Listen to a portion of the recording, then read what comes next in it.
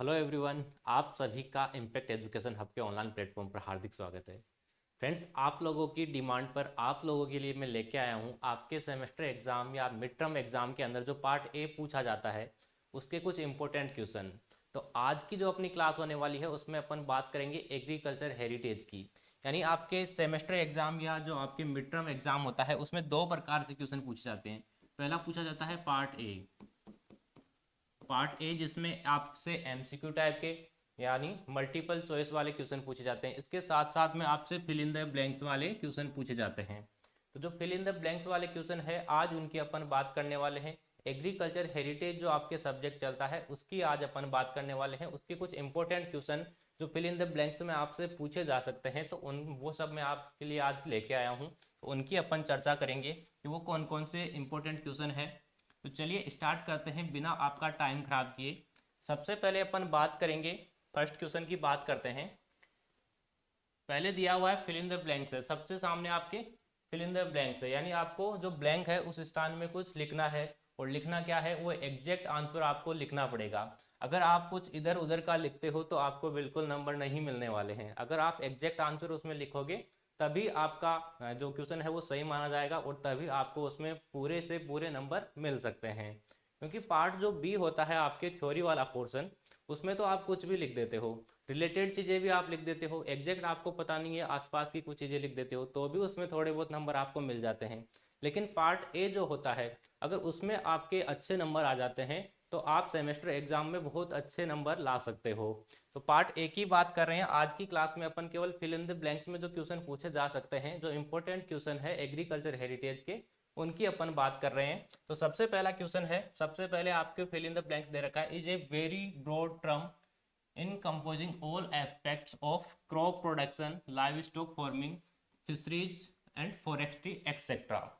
तो अगर आपने पढ़ा हो एग्रीकल्चर की, अपन ने डेफिनेशन पढ़ी थी सबसे पहले जब अपन ने एग्रोनॉमी की क्लास स्टार्ट की थी। तो एग्रोनॉमी में अपना जो फर्स्ट लेक्चर है उसमें अपन ने देखा था कि एग्रीकल्चर क्या होता है।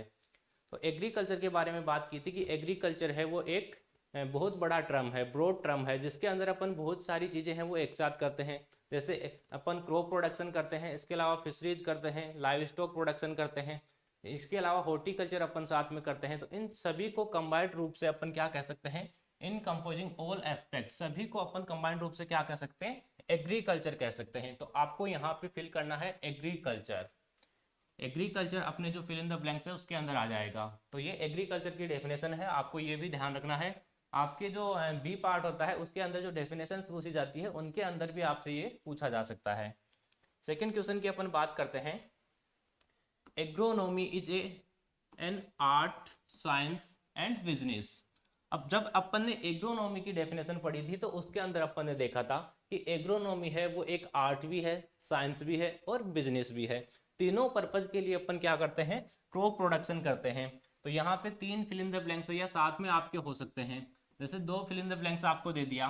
तो एग्रोनॉमी इज एन आर्ट है, साइंस है और बिजनेस है, ये आपको यहाँ पे फिल करना है। चलिए थर्ड क्वेश्चन की अपन बात करते हैं। सबसे पहले इसमें ब्लैंक स्थान आपको दे रखा है, खाली स्थान आपको दे रखा है, is regarded as father of agronomy. और ये भी अपन ने जब एग्रोनॉमी की फर्स्ट क्लास की थी तो उस टाइम पे अपन ने डिस्कस किया था।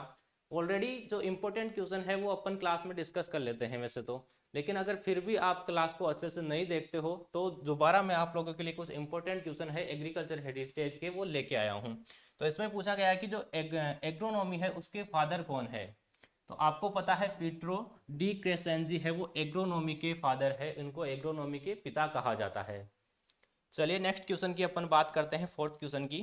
तो इसमें भी सबसे पहले आपको रिक्त स्थान दिया हुआ है, उसमें आपको कुछ न कुछ लिखना है।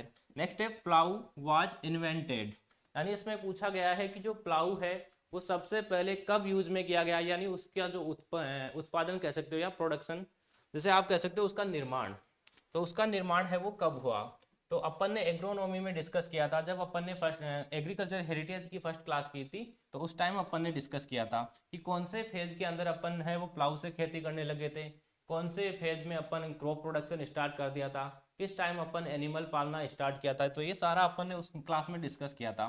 तो जो प्लाऊ है वो सबसे पहले इन्वेंटेड हुआ था 2900 बीसी। और बीसी का मतलब भी मैंने आपको उस क्लास में बताया था कि बीसी क्या होता है, बिफोर क्रिस्टस, जिसका हिंदी में मतलब होता है ईसा पूर्व। और ईसा पूर्व की अगर मैं बात करूं तो जो ईसा मसीह है उसके जन्म के पूर्व का जो पीरियड होता है उसी को क्या कहते हैं अपन, बीसी कहते हैं। तो ये 4 क्वेश्चन अपने यहाँ पे हो चुके हैं।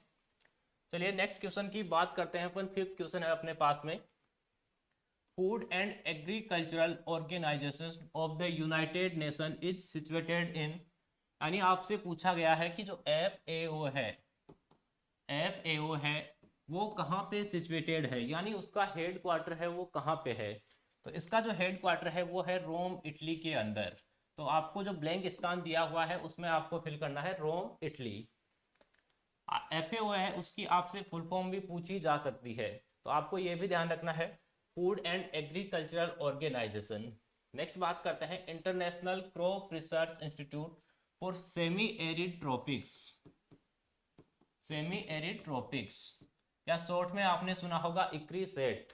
तो इक्रीसेट की आपसे फुल फॉर्म भी पूछी जा सकती है, इसकी इक्रीसेट है उसकी फुल फॉर्म क्या होती है। तो आपको यह भी ध्यान रखना है, international crop research institute for semi arid tropics. अगर बात करें कि ये कहाँ पे है, इसका हेड क्वार्टर कहाँ पे, तो इसका हेड क्वार्टर है हैदराबाद के अंदर, ये आपको ध्यान रखना है।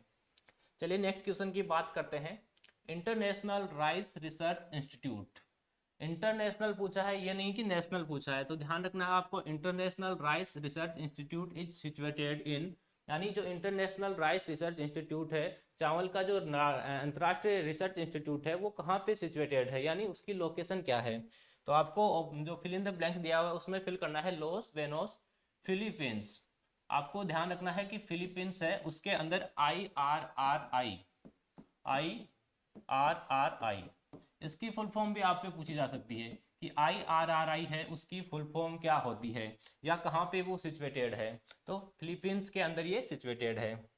नेक्स्ट क्वेश्चन की बात करते हैं अपन, national botanical research institute is situated in, यानी जो नेशनल बोटनिकल रिसर्च इंस्टीट्यूट है वो कहाँ पे सिचुएटेड है, इसका हेडक्वार्टर कहाँ पे है।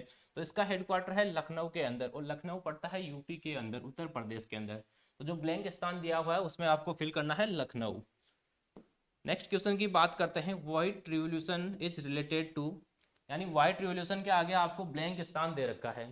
तो सफेद क्रांति आपको पता है, सबने आपने पढ़ रखी है, सफेद क्रांति का संबंध किससे है, दूध उत्पादन से है, मिल्क प्रोडक्शन से है। तो आपको यहाँ फिल करना है मिल्क प्रोडक्शन, यानी जो सफेद क्रांति है वो मिल्क प्रोडक्शन से रिलेटेड है। इसके अलावा आपने सुना होगा येलो रिवॉल्यूशन। येलो रिवॉल्यूशन है वो अपनी मस्टर्ड कह सकते हैं, या जो अपनी ऑयल सीड्स है, ऑयल सीड क्रॉप्स है, उनसे संबंधित है। तो ऐसी जो बाकी क्रांतियां हैं वो भी आपको ध्यान रखनी है। चलिए नेक्स्ट क्वेश्चन की बात करते हैं। सबसे पहले ब्लैंक स्थान दे रखा है, this period is characterised by the food gathers and hunters. और ये अपन ने एग्रीकल्चर हेरिटेज की जब फर्स्ट क्लास पढ़ी थी तो उसके अंदर डिस्कस किया था कि कौन सा पीरियड था जिसके अंदर जो मनुष्य था वो हंटिंग करता था, फूड को इकट्ठा करने के लिए हंटिंग करता था, शिकार करता था। तो वो पीरियड था पेलियोलिथिक एज। तो ये आपको ध्यान रखना है, जो ब्लैंक स्थान दिया हुआ है उसके अंदर आपको फिल करना है पेलियोलिथिक एज। अपन ने डिटेल से पढ़ा था उस क्लास के अंदर, तो अगर आपने वो क्लास नहीं देखी है तो एग्रीकल्चर हेरिटेज की अपनी जो फर्स्ट क्लास है वो आप जाके देख सकते हो। नेक्स्ट क्वेश्चन की बात करते हैं, इज द इनहेरिटेड वैल्यू, यानी सबसे पहले इसमें ब्लैंक स्थान होगा, is the inherited value carried from one generation to other generation, यानी एक पीढ़ी से दूसरी पीढ़ी में स्थानांतरित होने वाले जो करेक्टर्स है या जो वैल्यूज है इनहेरिटेड, जो चेंज नहीं होती है, उनको अपन क्या कहते हैं। तो ये भी अपन ने उस क्लास के अंदर डिस्कस किया था, उसको कहते हैं हेरिटेज। यानी एक पीढ़ी से दूसरी पीढ़ी में जो करेक्टर्स चले जाते हैं, जो जनरेशन आफ्टर जनरेशन जो इनहेरिटेड वैल्यूज है वो चली जाती है, तो उसी को अपन क्या कहते हैं, हेरिटेज कहते हैं। इसके अलावा जो क्रोनोलॉजिकल स्टडी होती है, पुरानी जो एविडेंस है उनकी अगर स्टडी अपन करते हैं तो उसको कहा जाता है हिस्ट्री। तो ये भी अपन ने फर्स्ट क्लास में डिस्कस किया था। नेक्स्ट क्वेश्चन की बात कर लेते हैं, cultivation of crops wheat and barley, यानी जो अपन क्रॉप कल्टीवेशन अपन ने स्टार्ट किया था व्हीट और बार्ले का, तो वो कौन से टाइम अपन ने स्टार्ट किया था। ये अपन ने स्टार्ट किया था 7500 BC, और जो ब्लैंक स्थान दिया हुआ है उसमें आपको फिल करना है 7500 BC। BC का मतलब ऑलरेडी मैंने आपको बता दिया है, चलिए नेक्स्ट क्वेश्चन की बात करते हैं। Who is period called golden period of agriculture, यानी कौन से पीरियड को अपन एग्रीकल्चर का गोल्डन पीरियड मानते हैं। तो इसमें आपको फिल करना है क्रूजन्स, लॉर्ड क्रूजन्स। जो लॉर्ड क्रूजन्स है 1898 से लेकर 1905 तक का जो पीरियड है उसको अपन क्या कहते हैं, एग्रीकल्चर का गोल्डन पीरियड कहा जाता है। तो यह आपको ध्यान रखना है, जो ब्लैंक स्थान दिया हुआ है उसमें आपको फिल करना है लॉर्ड क्रूजन्स। तो ये बात हो गई अपने 13 क्वेश्चन की। चलिए नेक्स्ट क्वेश्चन की अपन बात करते हैं। Blue revolution is belong to, जैसे अभी अपन ने पहले देखा था व्हाइट रिवॉल्यूशन के बारे में, तो अब पूछा है कि ब्लू रिवॉल्यूशन है वो किससे संबंधित है। तो इसका संबंध है वो है फिशरीज से, मछली उत्पादन से। चलिए नेक्स्ट क्वेश्चन की बात करते हैं।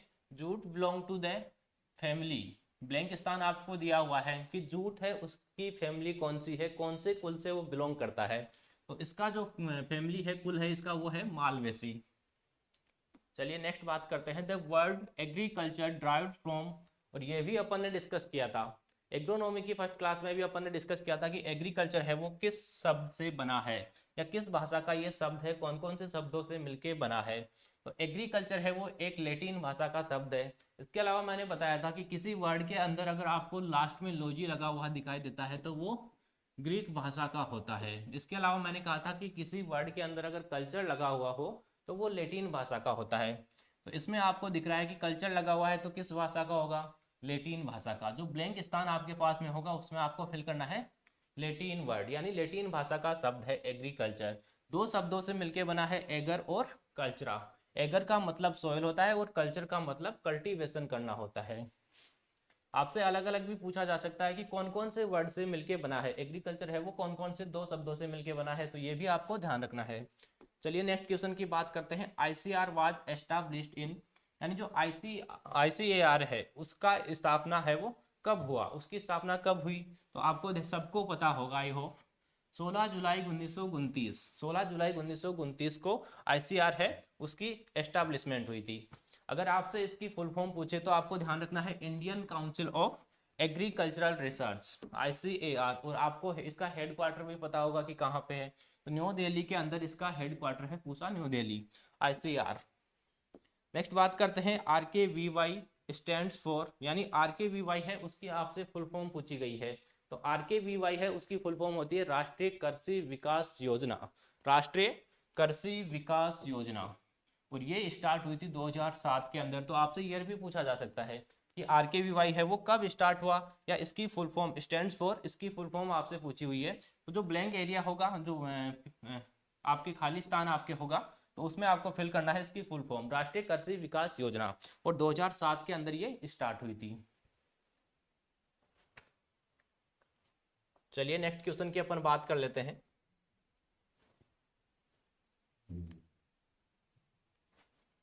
नेक्स्ट क्वेश्चन है अपने पास में FAO स्टैंड्स फॉर, और अभी अपन ने ऑलरेडी पढ़ लिया था FAO, उसकी फुल फॉर्म अपन ने देखी थी। इसके अलावा देखा था कि इसका हेडक्वार्टर है वो कहाँ है। तो FAO की फुल फॉर्म यहाँ आपसे पूछी गई है। तो इसकी फुल फॉर्म होती है food and agriculture organisation. FAO है इसकी full form food and agriculture organisation होती है। नेक्स्ट बात करते हैं WTO। WTO stands for, WTO की फुल फॉर्म आपसे पूछी गई है कि WTO है उसकी फुल फॉर्म क्या होती है, इसका पूरा नाम क्या होता है। तो world trade organisation, world trade organisation इसकी फुल फॉर्म होती है। अगर आपसे पूछा जाए कि इसका हेडक्वार्टर कहाँ है, तो इसका हेडक्वार्टर है स्विट्जरलैंड के अंदर। WTO का जो हेडक्वार्टर है वो स्विट्जरलैंड के अंदर है, जिनेवा स्विट्जरलैंड के अंदर इसका हेडक्वार्टर है। चलिए नेक्स्ट बात करते हैं इक्री सेट की। और इक्री सेट अपन ने ऑलरेडी देख लिया था कि इक्री सेट है वो कहाँ पे है, उस टाइम में अपन ने इसकी फुल फॉर्म भी देखी थी। इक्री सेट है वो हैदराबाद के अंदर है। अगर इसकी फुल फॉर्म की अपन बात करें तो international crop research institute for semi arid tropics, इसी को अपन क्या कहते हैं शॉर्ट में इक्री सेट कहते हैं। और इसका जो हेडक्वार्टर है वो है हैदराबाद के अंदर। नेक्स्ट क्वेश्चन है अपने पास में सेंटर ऑफ ओरिजिन ऑफ मेज इज, यानी जो मेज है मक्का है, मक्के की जो क्रॉप है अपनी, उसका उत्पत्ति स्थान है वो क्या है। तो इसका उत्पत्ति स्थान है मेक्सिको। मेज से आप याद रख सकते हो मेक्सिको, मेज मेक्सिको, मेज मेक्सिको। तो ये कुछ इंपॉर्टेंट क्वेश्चन थे एग्रीकल्चर हेरिटेज के, जो आपसे फिल इन द ब्लैंक्स में पार्ट 1 के अंदर आपसे पूछे जा सकते हैं। ऐसे ही क्वेश्चन की नेक्स्ट क्लास में आपके लिए जल्दी लेके आऊँगा। तो इस क्लास को आपके सभी फ्रेंड्स के साथ में आपको शेयर करना है और क्लास को 1 या 2 बार आप देखोगे तो अच्छे से आपके जो fill in the blanks exam में आने वाले हैं maximum fill in the blanks इन्हीं में से आपको मिल जाएंगे। तो मिलते हैं नेक्स्ट क्लास में, तब तक के लिए थैंक यू।